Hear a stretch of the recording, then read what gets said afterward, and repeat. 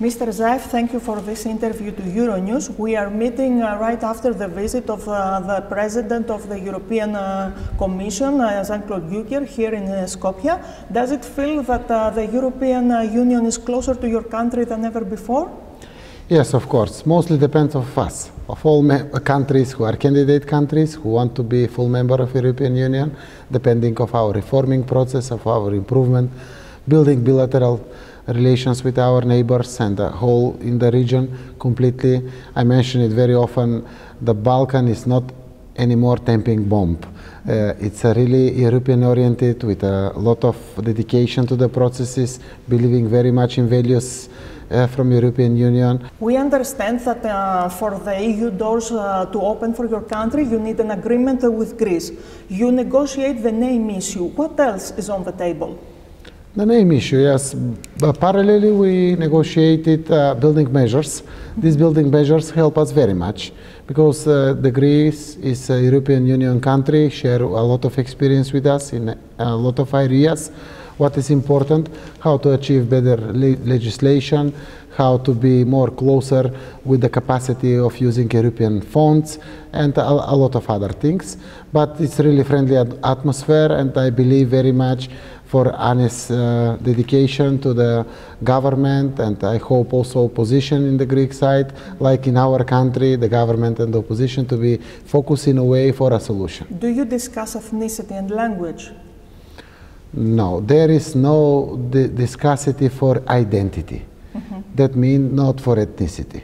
There is a paragraph for nationality, that means citizenship. It's defined by the European Union resolution, not resolution, declaration, I don't know.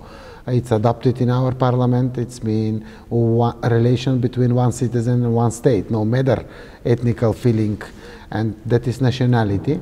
That is the point. The point is also the language. There was suggested by the negotiator Matthew Nimitz, and I think that we will find understanding most easier for that issue than the name issue. What is the name issue is really the substance of the problem.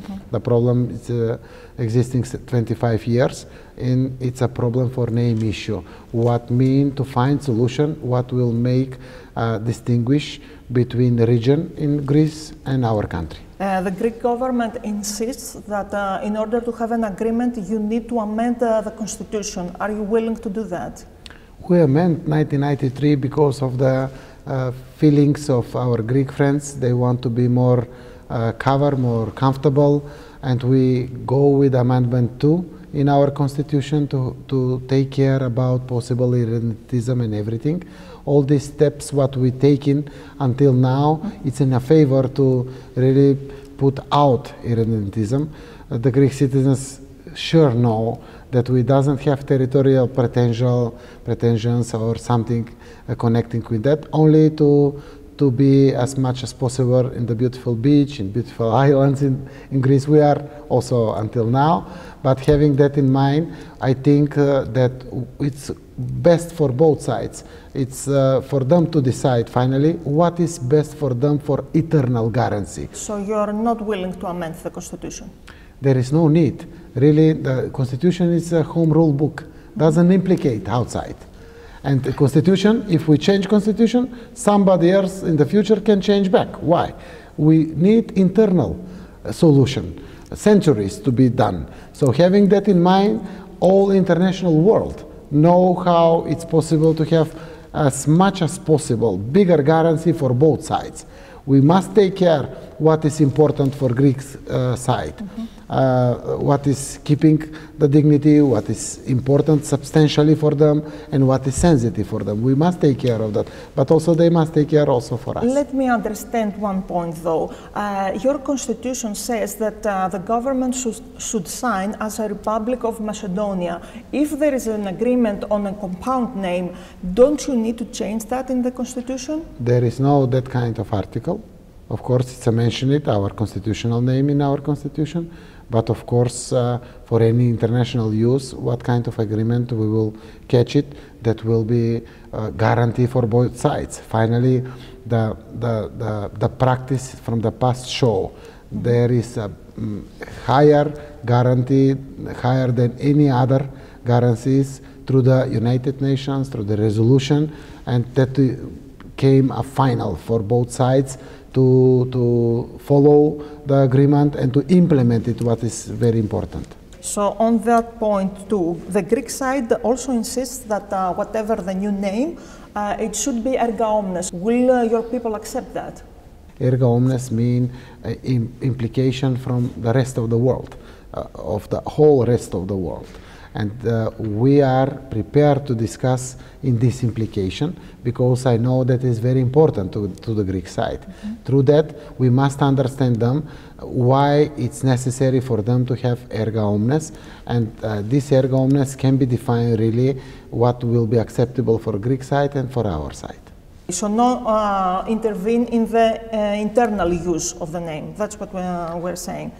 You can make amendments to the international use, but internally you will keep the same. I will not go forward because I want to give a chance for, because that means now negotiating really.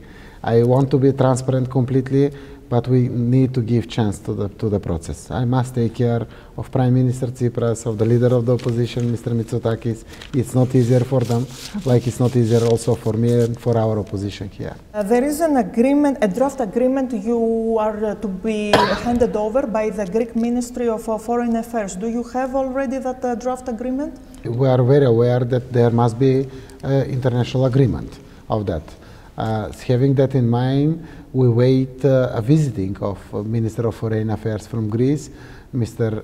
Nikos Kotsias, to visit our country and to sit together with our Minister of Foreign Affairs to talk about also for that in a helpful way for the process. That visit was scheduled for the end of February. Now we hear it will be in March. Is there a problem? No, there was not connected with some date. Mr. Kotsias, and I understand very much of that, they need practical implementation of the decision of the government of the airport. And really, that is very normal to accept. The process are online, and everything one will be covered through in a line of the government decision. I think that now it's a prepared condition to came with airplane in our national airport Skopje. Mr. Zάεφ, we hear from every side that Fyrom's accession to EU and to NATO especially will contribute to the security and the stability of the whole region. So, is there a threat that your country faces? Do you fear something like an internal conflict or a foreign intervention? No. Macedonia is very stable, very friendly oriented with our neighbors and with the rest of the world. We have very good environment inside of our multi-ethnical society. We built concept one society for all, but never know what will happen, the problems like refugees crisis. Europe show how we need each other. For example, together the Greek representatives and our representatives manage the borders. That was mean stability for the whole Europe. We need each other. Having that in mind, really, to be a member of NATO, to be a member of European Union, it's a positive impact for European Union, citizens and countries, and also for us. Okay. Let's take the worst case scenario. There is no agreement with Greece, so the doors to EU and to NATO remain closed. Do you have a plan B? For example, would you consider tighter relations with Russia? You know, there is big interest here in the region completely, and also in my country, from Russia, from China. Maybe that is normal. Economic interest and everything is energetic interest, it's connected. But our expectation to be a member of European Union is not because we choose from some regional aspect. We choose because of values. We believe in European values very much. I mention it very often. Sometimes I think that my citizens of my country believe even more than some citizens of European countries. So if there is no accession for us, for NATO and European Union, I don't even try to think in that way, but if we must bring European Union here in our country. Last question. You yourself and the president of the country have been lately twice in Turkey. Do you consider Turkey a valuable ally? Turkey is a good alliance for us in a NATO integration process. They support us very precisely, very direct, because they believe really very substantially that we deserve to be a member of NATO. We fulfill the criteria completely since 2008, for example, but because of the name issue problem, we are still not participant in NATO. Of course, we build friendship with all our friends. We are friendly-oriented country. We doesn't have enemies. Really, even we have one problem, name issue problem. And that show, for example, 2017, we finished with more than 1 million visiting in Greece. So the citizens have very good cooperation. We politicians must find solution to support the future of improvement of the cooperation between our citizens in every level. But of course, we always follow the European Union decisions, no matter what, because we want to be a full member of that, and also parallelly NATO decisions.